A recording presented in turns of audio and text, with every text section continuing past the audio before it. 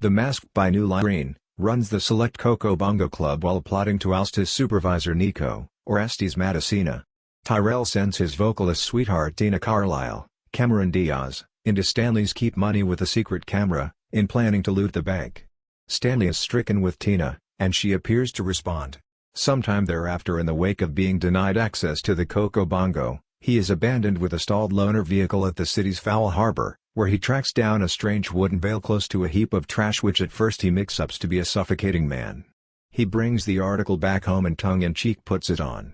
The cover folds over his head, changing him into a wackily fit, green-headed figure. The Veil, a prankster with reality-twisting powers, actual impenetrability and without individual hindrances, who gets clever payback on a portion of Stanley's victimizers and panics a road group that endeavors to mug him. The following morning, Stanley experiences world-fatigued Edge City investigator Lieutenant Kellaway, Peter Reigert, and journalist Peggy Brandt, Amy Yaspek, both of whom are examining the Veil's exercises of the earlier evening. Regardless of these dangers, the compulsion to again utilize the cover is overpowering and he returns it on that night. Requiring cash to go to Tina's presentation at the Coco Bongo, the cover uproariously intrudes on Tyrell's bank burglary and takes the designated cash while Tyrell's colleague Freeze, Reggie Cathy, is shot by police answering the aggravation. The Veil purchases passage into the Coco Bongo, where he shakes the joint by moving extravagantly with Tina before the cheering group after Tyrell is summoned by a sweet swirl, Dennis Backwoods. After Freeze passes on in Tyrell's arms, Tyrell savagely asks who is mindful and Whirlpool focuses to the cover hitting the dance floor with Tina. Toward the finish of the dance, the cover gives Tina a kiss that in a real sense passes her shoes over. He is then stood up to by Tyrell, who takes out a weapon and shoots off a piece of the Veil's tie, which changes once more into Stanley's unmistakable nightgown. The cover get away, while Tyrell is briefly captured for the bank burglary by Lieutenant Kellaway, who likewise finds the pajama scrap, who is likewise educated by a cop that they track down Freeze's dead body. Kellaway defies Stanley at his loft. Soon after, a tired Stanley finds all the bank cash stuffed in his storage room.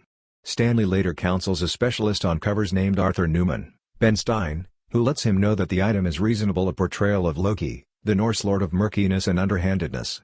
Notwithstanding this, and with both Tyrell and Lieutenant Kellaway chasing after him, a more sure Stanley faces his chief and sorts out for Tina to meet the Veil at the nearby landfill park. The gathering goes gravely when the cover's advances drive Tina off and Lieutenant Kellaway shows up and endeavors to capture him. Upon appearance, Stanley tells Lieutenant Kellaway to call for reinforcement as he slips into the Coco Bongo with his very own weapon. After brief introductory accomplishment with the help of Charlie, Stanley is spotted by Orlando and caught before Stanley can do anything. Tina fools Tyrell into removing the Veil, which is recuperated by Milo, transforming the canine into a childish pit bull who overcomes Tyrell's men, while Stanley battles Dorian himself.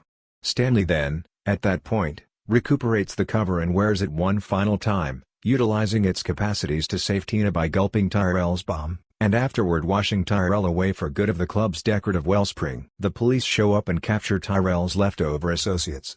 City Chairman Mitchell Tilton witnesses the vast majority of this, and deriving that Tyrell was the Veil all along, and orders Lieutenant Kellaway to deliver Stanley. After Stanley, Tina, Charlie, and Milo leave, City Hall leader Mitchell Tilton tells Lieutenant Kellaway that he might want to have a word with him. As the sun rises, Stanley, Tina, Milo and Charlie bring the cover down to the harbor, where Tina and Stanley toss it back into the water and offer their most memorable kiss. Charlie endeavors to